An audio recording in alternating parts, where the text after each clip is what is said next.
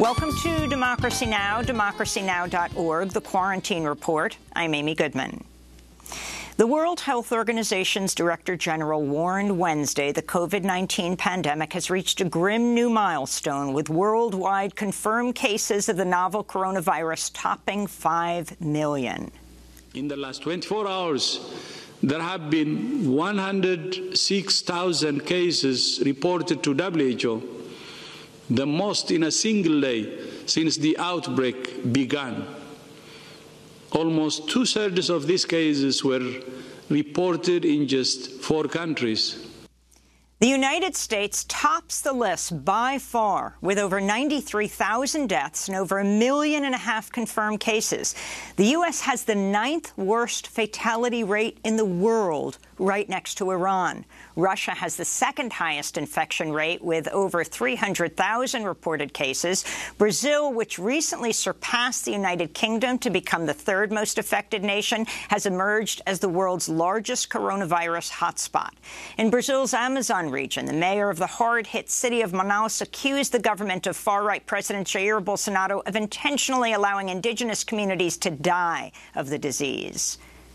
Eu temo genocídio.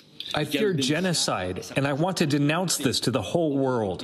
We have here a government that does not care about the lives of indigenous people.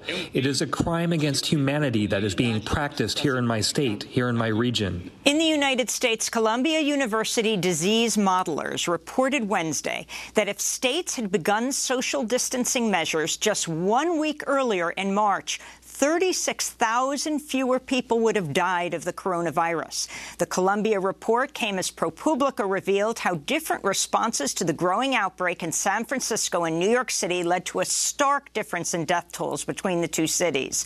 San Francisco started to take action as early as January and was the first major city to issue a shelter-in-place order beginning March 17th. Mayor London Breed shared the text of the order with New York City Mayor Bill de Blasio, but New York Governor Andrew Cuomo dismissed de Blasio's initial idea of closing down the city and waited until March 22nd to shut the city down and the state. By then, the virus was rapidly spreading across New York. The estimated death toll in New York City now stands at nearly 21,000. In San Francisco, just 36 people have died from coronavirus.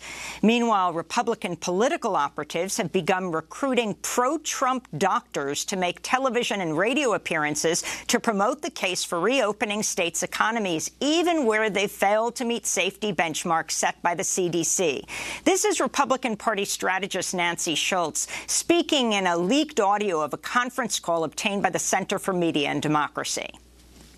There is a coalition of doctors' coalitions who are extremely pro-Trump that have been preparing and coming together for the war ahead in the campaign on health care. And these doctors could be activated for this conversation now. Protesters left mock body bags outside the White House Wednesday as part of a national day of mourning to condemn the Trump administration's handling of the coronavirus outbreak. Some protesters held signs reading, "Trump lies, people die." Cyclone Anpan has battered East India and Bangladesh, killing at least 22 people, destroying thousands of homes, leaving millions without power. It's the strongest cyclone to hit the region in over 2 decades. The storm unleashed heavy winds and rain on Cox's Bazar, the world's largest refugee camp that's home to 1 million Rohingya refugees living in crowded and often unsanitary conditions who fled to Bangladesh from Burma. After headlines, we'll go to Dhaka to speak with the UN High Commissioner for Refugees. And in London, we'll be joined by the president of the Burmese Rohingya organization, UK. Michigan's facing a potential environmental disaster as floodwaters from 2 breached dams threaten the headquarters of Dow Chemical and nearby Superfund toxic cleanup sites. Dow has used the Midland, Michigan complex for decades to produce saran wrap, styrofoam, Agent Orange, mustard gas, and other products. On Wednesday, Dow acknowledged there were floodwaters commingling with the on-site toxic contaminant ponds at its facility. Dow's complex also houses a small nuclear reactor used for research. The New York Times reports Dow filed an unusual event report with the Federal Nuclear Regulatory Commission overnight, citing the heavy flooding. The crisis in Michigan began Tuesday when a pair of dams breached after 2 days of heavy rain. President Trump's intensifying his attack on mail-in voting by threatening to cut funding to the swing states of Michigan and Nevada, where officials are attempting to make it easier for residents to vote by absentee ballot due to the pandemic. In a series of tweets, Trump accused the states of acting illegally and promoting voter fraud.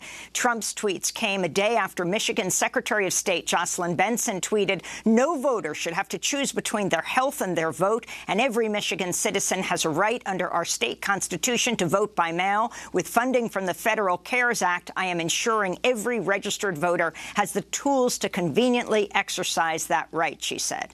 Public support of mail-in voting is high across the country. One recent poll showed 3/4 of Americans support universal access to mail voting.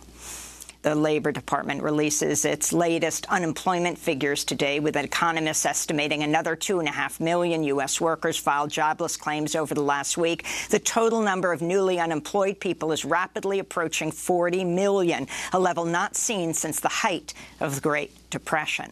Hundreds of McDonald's workers went on strike around the country Wednesday, demanding the fast food giant take full responsibility for the safety of workers and customers during the pandemic. This is Aisha Townsend, a Chicago McDonald's employee on strike for personal protective equipment, paid sick leave, health insurance benefits, and hazard pay. I'm doing what I feel is best for me and my family due to the COVID-19 situation. I want to be able to protect my family, but I also want to be able to protect my coworkers around me when I have to go to work. So I just want McDonald's to make sure that workers like me, you say that we are essential workers, protect me and my beautiful boys, and even my friends and family that are around me. In New Orleans, sanitation workers are in the third week of a strike, demanding $150 in weekly hazard pay, PPE, repairs to trucks, and a wage increase. The company contracting with New Orleans to pick up garbage, Metro Service Group, has brought in work-release prisoners as temporary replacements. The prisoners are being paid less than the minimum wage. This is one of the striking workers speaking at a picket on Tuesday. I have 7 kids. I'd be scared to play with my kids some days I go home. I got to stop my daughter at the front door. Tell her, Daddy, you can't jump in Daddy's arms right now. Daddy can't give you no kiss. I'm scared I'm going to get sick. The United Food and Commercial Workers reports at least 68 grocery store workers across the United States have died from COVID-19, and more than 10,000 have fallen ill from the disease. The Ford Motor Company temporarily shut down assembly plants in Dearborn, Michigan, and Chicago, Illinois, after workers tested positive for coronavirus. The shutdowns came just days after General Motors, Ford, and Fiat Chrysler began a phased reopening of their U.S. factories. President Trump is traveling to Ypsilanti, Michigan, today to tour a Ford auto plant that's been converted to produce ventilators during the pandemic. Ahead of the trip, Michigan's Attorney General said the president has a legal responsibility under state law to wear a mask during the visit, after Trump refused to commit to wearing one. Immigrant rights activists are condemning the deportation of Hector Garcia Mendoza, a 30-year-old Mexican immigrant who sued ICE, that's Immigration and Customs Enforcement, just last week.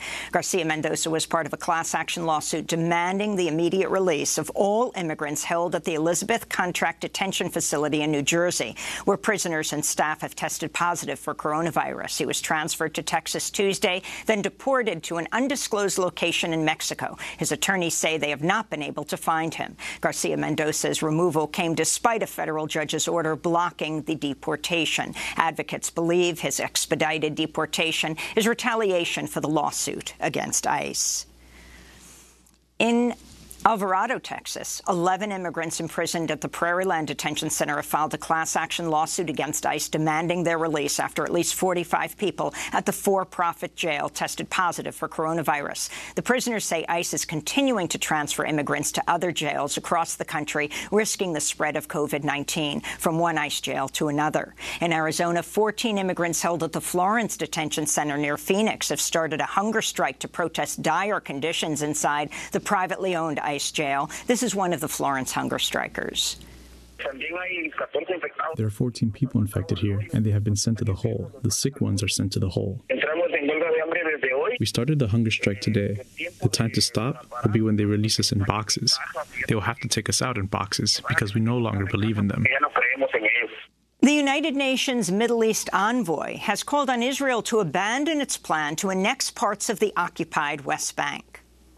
The continuing threat of annexation by Israel of parts of the West Bank would constitute a most serious violation of international law, deal a devastating blow to the two-state solution, close the door to a renewal of negotiations, and threaten efforts to advance regional peace and our broader efforts to maintain international peace and security. On Tuesday, Palestinian Authority President Mahmoud Abbas declared an end to security cooperation with Israel and the United States and said all agreements between Palestine and the two countries are now null and void. And the University of California announced Tuesday it's completely divested its $126 billion portfolio from all fossil fuel companies. The move makes UC the largest university system in the United States to meet a core demand of activists fighting the climate crisis. And those are some of the headlines. This is Democracy Now!, democracynow.org, The Quarantine Report. I'm Amy Goodman in New York City at the center of the pandemic, joined by my co-host Nermeen Sheikh, who's also here in New York, but staying at home to help stop community spread. Hi, Nermeen. Hi, Amy, and welcome to our listeners and viewers around the country and around the world. Well, I certainly, Nermeen, can't wait until you're sitting right next to me and we can do this show together here. I can't wait either.